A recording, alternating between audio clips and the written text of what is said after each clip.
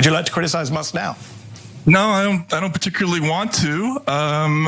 Look, I didn't criticize him really before, and I think that what the Twitter files are is a step in the right direction.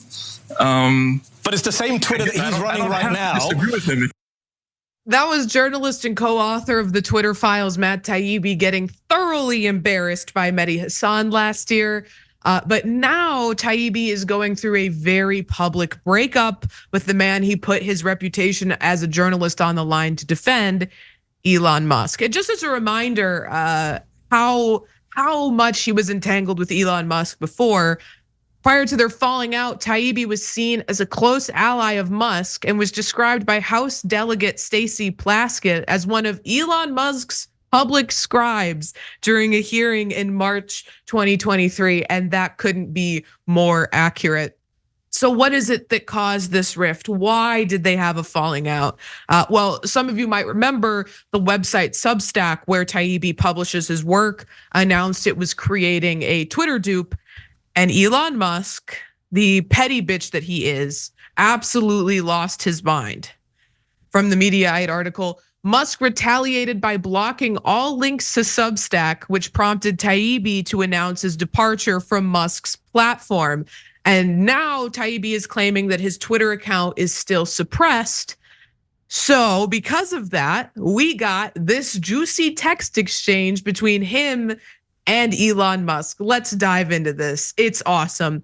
So Taibbi texts Elon, am I being shadow banned? To which Elon responds, we went on lockdown after discovering that Substack had stolen a massive amount of our data to pre-populate their Twitter ripoff.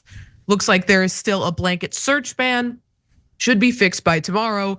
Going forward, tweets with Substack will not appear in For You unless it is paid advertising, just like Facebook, Insta, etc. They will appear in Following.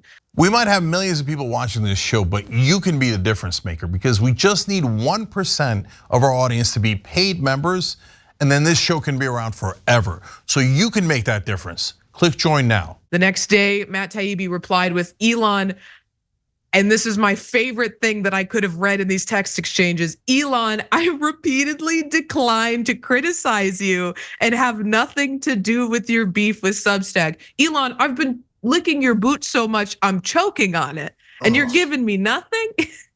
Says, is there a reason why I'm being put in the middle of things? This really seems crazy. And Elon replies, you are dead to me.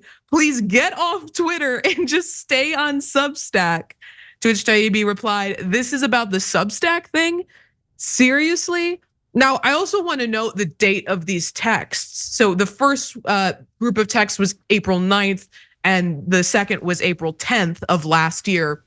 Now, that interview I showed you with Mehdi Hasan was April 6th, just 3 days prior to these texts. Which I mean means, I suppose, that Elon didn't think that this was a good enough job of defending him. As that story came out, you were giving me a hard time about tweeting through it, I think was the quote. Essentially, You said, you don't, so essentially, you're arguing that this information was not in the public interest, that I somehow shouldn't have done this story that I'd worked hard on because Elon Musk tweeted something? You don't think that story no, I said was he banned journalists. I think hold on, Matt. If you're doing a story about free speech on Twitter and the head of Twitter bans journalists, yeah, I think most people. By the way, Barry Weiss, your partner in crime on that, your colleague, your reporter, sorry for that euphemism, your reporting colleague, she actually did call him out. So it's weird that Barry Weiss had more integrity on that. Some might argue, your critics might say, than you did. Number one, what happened to free speech?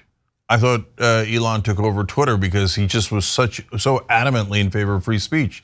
And it turns out if he perceives that you're hurting his economic interests, he'll ban you. Okay, First Amendment my ass, free speech my ass.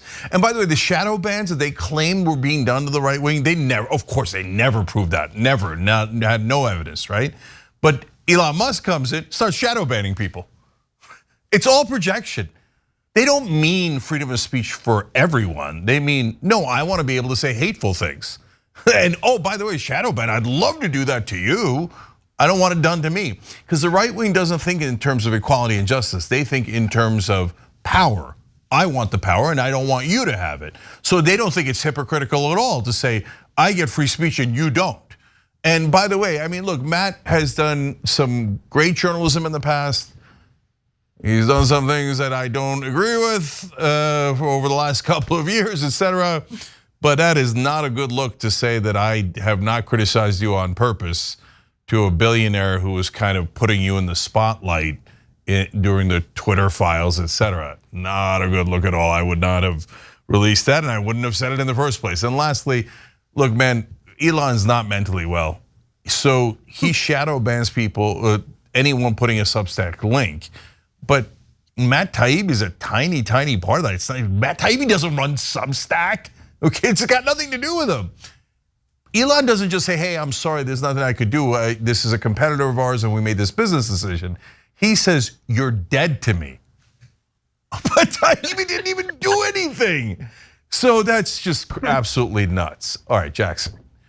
Yeah, that is. It's like he really, I don't know, like he is his best friend and he went on a date with his wife or something. Like that's the type of stuff that you would say you're dead to me. Like you have to cross some type of extreme line. But you know, one of the things that really comes to mind for me when you look at stories like this and just how Elon Musk behaves is it really, among a million other things, points to how big of a fraud he is. Because how does he have time to act like this if he's this genius engineer who's inventing and solving all these problems? He's a CEO of all these companies. He has all this stuff going on at the same time, but he somehow at the forefront of his attention is his presence on Twitter. And if people are saying X, Y, and Z about him or not, like, how are you noticing these things at all? Because he's a fraud and he's a mascot. I think that's the best description I've ever heard of Elon Musk. He's just a mascot. But yeah, he's petty. And, hey, Matt, you stepped in it. All right, we're out of time, guys. But for the members, we got a giant bonus episode. We're gonna do a bunch of stories for you guys, including now that Tucker Carlson is basically out of power in media, now conservatives are dunking on him. They're clowning him left and right.